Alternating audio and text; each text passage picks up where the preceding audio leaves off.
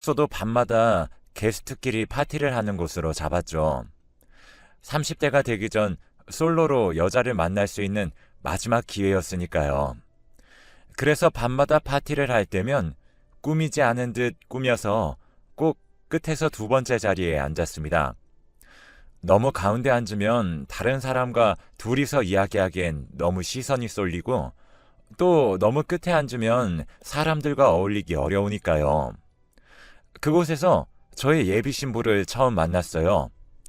첫날에는 우연히, 그리고 그 다음날 밤부터 자연스럽게 맞은편 혹은 옆자리에 앉았죠. 예비 신부는 조금 수줍어하는 듯 하다가도 사람들과 곧잘 어울리며 즐기는 모습에 제가 그만 반해버렸어요. 숙소에서의 마지막 날 밤에는 파티 대신에 둘만 따로 빠져나와 서로 연락처를 교환하며 밤 산책을 했습니다. 그리고 제주도에서 돌아왔어요. 저는 대구에 있었고 여자분은 대전에서 일하고 계셔서 자주 만날 수는 없었지만 한 달에 한 번 정도는 만나서 데이트를 했죠. 한 번은 제가 대전으로, 또 한 번은 여자분이 대구로 오시면서 더 친해졌고 서로가 서로에게 호감이 있다는 확신이 생길 때쯤이었어요. 그런데 어느 날부터인가 그 여자분의 연락이 뚝 끊겨버렸어요. 지인이 겹치는 것도 아니니 어디다 물어볼 곳이 없었고 여자분의 회사도 정확하게 어딘지 알지 못해서 연락할 다른 방법이 없었죠. 그렇게 그 여자와의 인연은 끝난 줄 알았습니다. 처음에는 어떻게 연락을 할 수 있을지 방법을 찾아보면서 대전에서 갔었던 장소들을 들려보기도 했어요. 그만큼 그 여자분은 제 이상형이셨거든요. 하지만 끝내 찾지 못했죠. 그런데 2년 전 대전으로 출장을 갔다가 우연히 그 여자분을 만났습니다. 2년이나 지났는데도 얼굴이 하나도 변하지 않아 바로 알아볼 수 있었어요. 하지만 아이의 손을 잡고 걸어가는 모습에 저는 멈칫했습니다. 이미 결혼을 해서 아이까지 있는 줄 알고 섣불리 아는 척을 하지 못하고 있던 찰나에 여자분과 눈이 마주쳤어요. 그런데 먼저 환하게 웃으면서 저에게 아는 척을 하더라고요. 재혁 오빠, 오랜만이야. 먼저 아는 체를 하니 모르는 척 뒤돌아갈 수도 없는 노릇이고 결국에는 저는 손을 들어 인사를 했습니다. 오랜만이네. 아기는 네 아들이야? 라는 제 물음에 눈이 동그래져서 저와 아이를 번갈아서 보더니 웃음을 터뜨리더군요. 자기 아들이 아니고 조카라며 소개해 주었죠. 자기는 아직 결혼도 안 했다는 말과 함께요. 하긴 아이가 6살은 넘어 보였는데 자기 아들이라는 게 말이 안 되긴 했죠. 저와 마지막으로 만난 지 3년도 채 지나지 않았으니까요. 그리고 잠시 카페로 자리를 옮겨 이야기를 나누었습니다. 그리고 너무 미안했었다면서 그때 당시에 연락이 끊겼던 이유를 설명해 주었습니다. 그때 자기한테 스토커가 있었는데 매번 자기 휴대폰으로 문자와 전화가 미친 듯이 왔었다고 합니다. 그런데 마침 휴대폰을 잃어버리게 되었고 그래서 그 김에 휴대폰을 바꾸면서 번호도 바꿔버렸다고 해요. 자기는 당연히 수첩에 제 번호를 적어놨었으니 그 번호를 저장하려고 했는데 찾아보니 그 수첩도 잃어버려서 저에게 연락할 방법을 찾지 못했다고 하더군요. 그 후에 저희는 다시 번호를 교환하고 다시 연락하자며 헤어졌습니다. 그 이후로는 한 달에 한두 번씩 대구나 대전으로 서로 왔다 갔다 하며 연애를 시작했어요. 3년 전처럼 또 혹시나 사라질까 싶어서 저는 곧장 사귀자고 고백을 했죠. 그렇게 연애를 한 지 2년이 지나고 제가 대전에 있는 지사로 근무지를 옮기기로 하면서 프로포즈를 했습니다. 여자친구도 너무 좋아하며 날짜를 잡고 결혼 준비를 시작했죠. 하지만 그때부터 여자친구는 가끔 연락을 받지 않았어요. 매번 조카를 돌봐주느라 정신이 없어서 그랬다고 이야기를 했지만 그러기에는 하루 종일 연락이 끊기는 경우도 종종 있었거든요. 저는 그저 결혼을 앞둔 여자들은 이런저런 불안함 때문에 그럴 수도 있다던데 라고 생각하며 대수롭지 않게 넘겼습니다. 아무래도 제가 대구에 있으면서 결혼을 준비하다 보니 그런 거라 생각하고 대전으로 회사를 옮기고 옆에 있어주면 그렇지 않을 거라 생각했죠. 몇 번의 연락 두절을 겪고 저는 대구에서의 회사 생활을 정리하는 마지막 출근 날이었습니다. 다음 날 일찍 대전으로 이사할 집을 알아보러 가야 했기 때문에 조금 이른 퇴근을 하고 제가 대구에서 살고 있는 집으로 향했습니다. 그런데 저의 집 앞에 처음 보는 남자가 한 명 서 있더라고요. 그냥 누군가를 기다리는 건가 싶어 저는 신경 쓰지 않고 집으로 들어가려는 찰나에 그 남자가 제 이름을 부르며 저를 불러 세웠습니다. 어리둥절하여 그 남자를 보니 다짜고짜 저에게 주먹을 날리는 게 아니겠습니까? 그렇게 몇 대를 맞으며 왜 이러시는 거냐며 소리를 쳤더니 지금 뻔뻔하게 불륜을 저질러 놓고 어디서 모르는 척이냐면서 자신이 나연이의 남편이라고 하는 겁니다. 저와 결혼을 약속한 나연이의 남편이라니요. 금시초문이라는 듯한 눈으로 그 남자를 쳐다보니 저와 나연이의 사진들을 들이밀며 이래놓고도 정말 불륜이 아니냐면서 저를 몰아세웠습니다. 여기 너네 둘이서 바람피는 거 다 찍혀 있잖아. 나 없는 동안 잘도 우리 집 안방까지 들락거렸더라. 어이가 없어서 저도 반박했습니다. 무슨 소리를 하는 겁니까? 나연이는 다음 달에 저랑 결혼하기로 한 여자입니다. 나연이는 부모님이랑 셋이서 살고 있다고 했어요. 남자도 어이가 없다는 듯이 결혼은 무슨 결혼이냐며 다시금 주먹을 들어 저에게 휘두르려고 했어요. 그때는 저도 맞고만 있지 않으려 똑같이 대응해 주려는 찰나에 경찰이 도착했습니다. 동네 주민들이 시끄럽게 싸우는 소리를 듣고 신고한 것이었죠. 경찰들은 저희를 진정시킨 후 대화로 해결하라고 경고한 뒤에 자리를 떠났습니다. 저희는 근처 카페로 가서 자세한 이야기를 해보기로 했어요. 먼저 남자는 자신이 나연이와 결혼한 지 5년이 되었다며 자신의 결혼 사진들을 보여주었습니다. 지금까지 자기가 대학원에서 맡은 연구 때문에 서울에 있는 시간이 많아서 그 사이에 저랑 바람이 난 거라고 하더군요. 저도 기가 찰 노릇이었습니다. 결혼까지 한 사람이 또 저랑 결혼하려고 하다니 말도 안 되는 이야기지 않습니까? 어차피 결혼 사진쯤이야 충분히 합성으로도 만들어낼 수 있는 것들이고 남자도 저도 주장하는 말을 완벽하게 입증할 증거는 없었습니다. 하지만 남편이라는 사람과 이야기해보니 참 기가 막히더라고요. 먼저 저를 처음 만났던 제주도에서부터 그 여자는 모두 거짓말이었어요. 이미 그때도 결혼은 했었고 제주도로 둘이서 신혼여행을 왔던 것이라고 합니다. 근데 신혼여행에서 싸우자 화가 나서 혼자 게스트하우스를 잡아서 일주일 내내 저랑 그러고 있었던 거였다고 하더군요. 심지어 마지막 날에는 저와 연락처까지 교환했는데 말이에요. 그리고 돌아와서 남편과 화해하고 2달 만에 혼인신고를 했다고 합니다. 딱 저와 2달을 연락하고 연락이 끊겼으니 시기도 딱 맞아떨어졌죠. 그때는 양심이 조금 남았었던 것인지 저와 연락을 끊은 것 같더군요.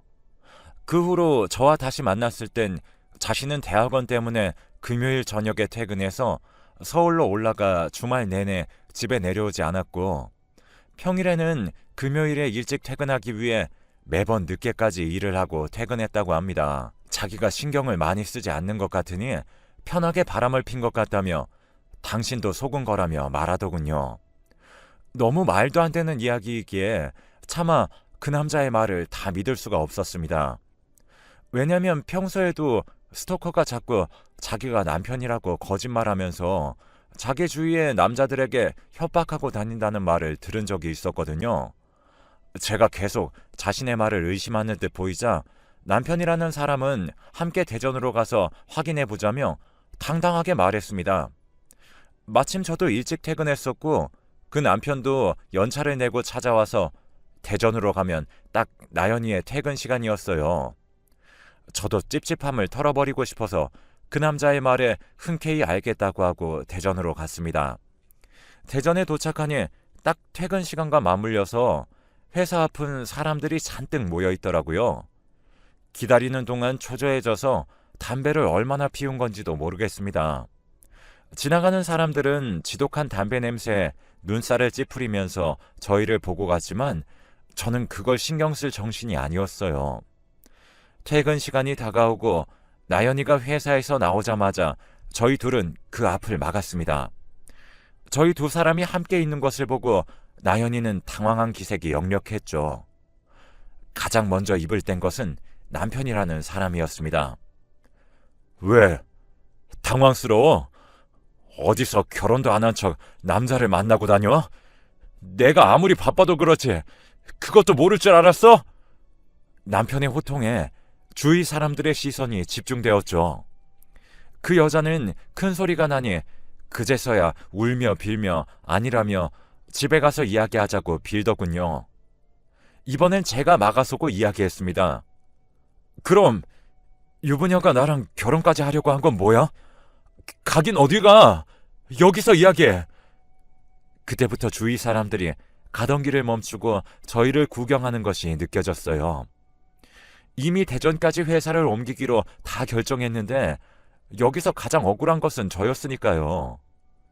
그 여자는 여전히 회사 앞인 게 창피한 것인지 다른 곳으로 옮겨서 이야기하자고 했지만 저희 둘은 전혀 그럴 생각이 없었습니다. 오히려 일부러 회사 사람들 다 들으라고 그곳에 발붙이고 서서 큰 소리로 화를 냈습니다. 하지만 그것도 오래가지 않았어요. 잠시 후 여자가 자신의 동생에게 언제 연락한 것인지 동생이 나타났죠. 운동을 해서 체격이 건장했던 동생은 저희 둘을 힘으로 제압하려고 하면서 얼른 다른 곳으로 장소를 옮기려고 했습니다. 하지만 저희가 계속 버티고 서 있자 오히려 적반하장으로 저보고는 결국 결혼식도 하지 않았고 손해본 것은 없지 않냐면서 결혼식 취소 비용은 이쪽에서 물어내 드릴 테니 이제 그만하고 꺼지라고 하더군요. 그리고 남편에게는 얼마나 자기 누나에게 무신경했으면 누나가 이렇게까지 했겠냐며 되려 화를 냈습니다. 동생이 와서 몰아붙이자 그 여자는 동생 뒤에 쏙 숨어서 저희를 지켜보는 것이 너무 얄미워서 얼른 나오라며 소리를 질러댔죠. 주위 사람들이 이제 대놓고 저희들을 둘러싸고 구경하자 남편도 저도 이판사판이었습니다. 그러자 동생이 기어코 주먹을 들어올리며 저와 남편에게 휘두르기 시작했어요. 하지만 몇 번 휘두르지도 못하고 경찰이 출동했습니다.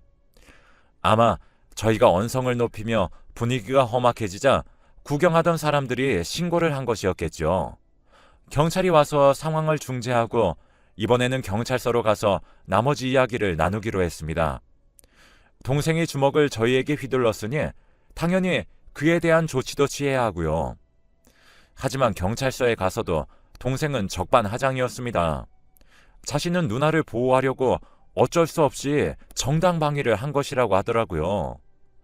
경찰도 저희 이야기를 듣더니 한숨을 푹 내쉬며 부끄럽지도 않냐며 그 여자와 동생을 타박했지만 그들은 아주 뻔뻔하게 자신들은 잘못이 없지 않냐며 먼저 찾아와 시비를 건 것도 저와 남편이라면서 자기 회사 앞에서 그렇게 다 소문을 냈으니 오히려 명예훼손으로 고소하겠다며 길길이 날뛰었습니다. 그리고 흥분해서는 애초에 저와는 결혼할 생각도 없었고 다음 주 안으로 결혼식을 엎으려고 했었다고 하더군요. 자기는 그냥 남편이 집에 잘 들어오지 않으니 너무 외로워서 잠시 그랬었던 거라며 남편을 붙잡고 말했습니다. 저는 완전 병풍 취급을 하면서 말이죠. 여자가 남편에게 빌자 경찰도 한숨을 내쉬면서 말했어요. 한번 봐주시죠. 두 분 사이에 아이도 있는데 아이 생각도 하셔야죠. 그 말에 남편이 벌떡 일어났습니다. 뭐라고요? 저희 사이에 무슨 아이가 있어요?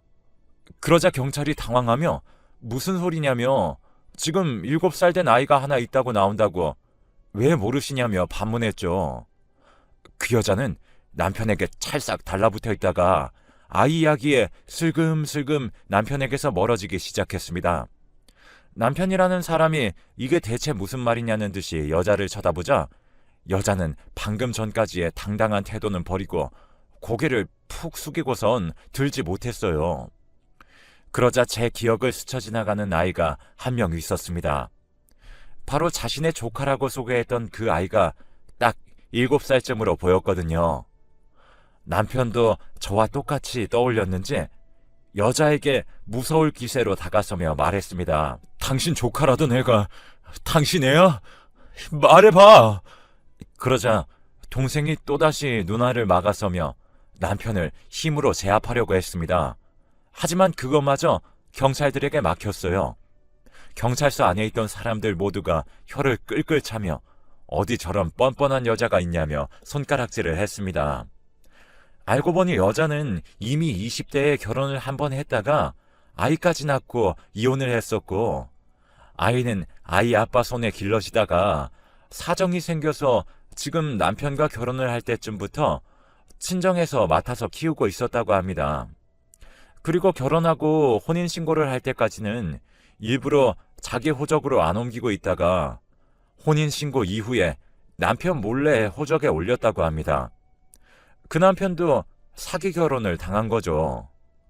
남편은 화가 끝까지 나서 고소할 것이라며 이건 사기 결혼이라고 분노했습니다. 하지만 그 여자는 울고 불고 빌면서 일부러 그런 게 아니었다며 이혼은 안 된다고 빌더라고요. 그제야 동생도 다시 한번 생각해보라고 이혼이 말처럼 쉽냐면서 남편을 설득하기에 나섰죠. 하지만 남편은 가차없었고 가만두지 않을 것이라면서 바로 동생을 폭행죄로 고소장을 접수하고 내일 이혼 서류에 도장 찍을 준비하라며 경찰서를 빠져나갔습니다. 남편을 보니 그래도 저는 결혼식을 물리면 되니 그나마 나은 상황이라 안도했어요. 저도 그곳에서 더 이상 볼 일이 없으니 다시 대구로 돌아왔습니다. 그리고 대전으로 발령난 것을 다른 부서에 있는 대리가 대신 가는 것으로 하고 잠시 생각을 정리할 시간을 가졌죠. 하지만 그때부터 그 여자로부터 미친 듯이 연락이 오더군요. 마치 스토커처럼 하루 종일 전화와 문자가 왔었는데 사실은 저에게 진심이었다면서 아직 결혼식장이랑 웨딩 촬영은 취소하지 않았으니 결혼식을 올리자며 집까지 찾아왔어요. 남편 쪽을 통해 이야기를 들어보니 다음날 바로 이혼 합의서에 도장 찍었다고 하더라고요. 도장 안 찍어주면 사기 결혼으로 고소할 거라고 하니 바로 꼬리를 내렸다고 합니다. 그리고 회사에서도 이미 소문이 다 퍼져서 다음날 회사에 가니 팀장이 잠시 휴가를 가는 건 어떠냐면서 강제로 휴가를 보냈다고 하더라고요. 여기도 저기도 자신을 받아줄 기미가 보이지 않으니 저에게까지 온 것이었습니다. 거기다 이제는 그 여자의 부모까지 가세해서 저를 괴롭히기 시작했어요. 제가 결혼 이야기만 꺼내지 않았으면 걸리지 않고 잘 넘어갔을 일을 제가 키웠다면서요. 애초에 딸이 결혼했는데 바람피는 것에 장단 맞춰주며 뻔뻔하게 상견례 자리까지 와서 사돈이라는 말을 했던 것부터가 집안 사람들이 단체로 정신이 나간 것들이죠. 그러면서 결혼식 취소할 거면 저더러 취소 비용을 물어내라며 자기들은 결혼식 올리고 싶다고 결혼하기 싫은 사람이 취소 비용을 내는 건 당연하지 않냐면서 따지고 들더라고요. 참다 못한 저는 이전에 끊어놓았던 진단서를 들고 경찰서로 향했습니다. 지난번에 그 여자의 동생이 휘두른 폭행을 저는 고소하지 않고 있었거든요. 그리고 여자는 스토커로 신고했습니다. 다시는 저에게 얼씬도 못하게요. 이미 동생은 지난번 그 여자의 남편에게도 겨우겨우 합의를 받아낸 상황이라 제가 합의금을 제시하니 혹시나 빨간 줄이 생길까 바로 합의하더군요. 그 돈으로 결혼식 취소 비용을 모두 내고 취소했습니다. 그 여자의 부모는 뒤늦게 그렇게까지 취소할 필요가 있었냐면서 결혼식을 뒤로 미루는 건 어떠냐며 저를 설득하려 나섰지만 이미 모든 것을 정리하고 난 이후였죠. 그리고 그 여자는 스토커로 벌금을 내고 접근 금지 처분까지 내려졌습니다. 이제 정말로 그 여자와는 끝을 낸 것 같아 속이 다 시원했어요. 그 남편도 아예 서울로 직장을 옮겼다고 하더라고요. 그 남편을 통해 이야기를 들어보니 그 전 남편이랑 이혼했던 이유도 그 여자가 바람펴서 그런 거라고 말을 했습니다. 심지어 전 남편과의 아이인 줄 알았던 애도 바람 피운 사람 사이에서 낳은 애였어요. 전 남편이 데리고 키우다가 그 사실을 알게 돼서 그 여자에게 도로 데려가라고 한 거였죠. 하지만 원래 애 아빠와는 이미 연락이 끊어진 상태니 여자는 그걸 숨기고 새로 결혼을 했던 거였습니다. 이야기를 알면 알수록 정말 최악이더군요. 역시 개버릇 남 못 준다고 계속 바람을 피우는 버릇을 고치지 못하니 이혼을 2번이나 당하는 거죠. 그 동생 역시 이미 여러 폭행 전과가 있어서 합의금 물어주기 바쁘다고 합니다. 아주 꼴 좋더라고요. 저희 어머니와 아버지는 그래도 제가 결혼하기 전에 알게 돼서 천만다행이라고 하셨습니다. 이제는 모든 상황이 정리되어 평화롭네요.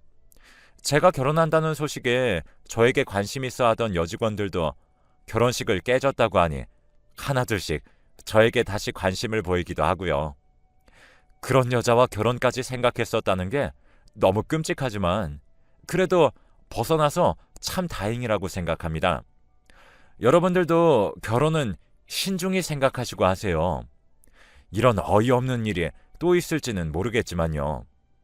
그럼 다들